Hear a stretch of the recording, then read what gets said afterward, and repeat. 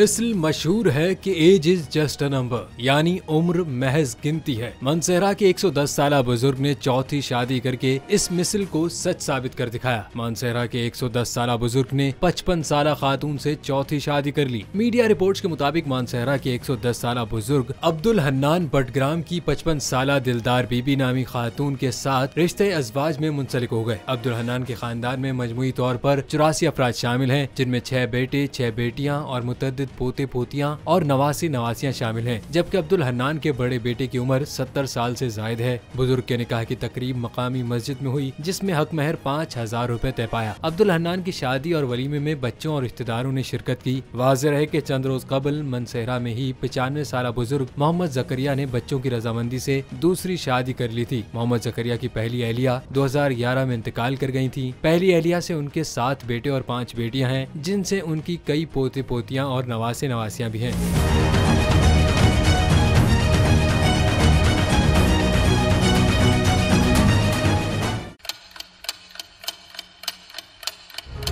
आप लोग इस मुल्क पाकिस्तान में आजाद हैं। सहाफती उसूलों पर कारबंद बोल न्यूज ने रखी रिवायत बरकरार। बोल न्यूज की जानिब से देखने वालों को यौम आजादी की बेहद मुबारकबाद। मुल्क भर से जश्न आजादी की तकरीबात बोल ने दिखाई अपनी स्क्रीन पर। पाकिस्तान के 76वें यौम आजादी का जश्न बोल ने सुनाई पाकिस्तान जिंदाबाद के नारों की गूंज।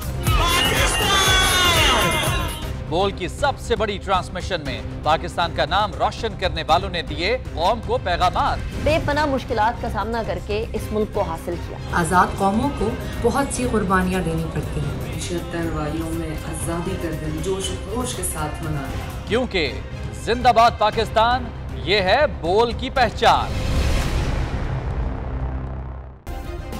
सब्सक्राइब करें और बेल दबाएं ताकि कोई खबर रह न जाए।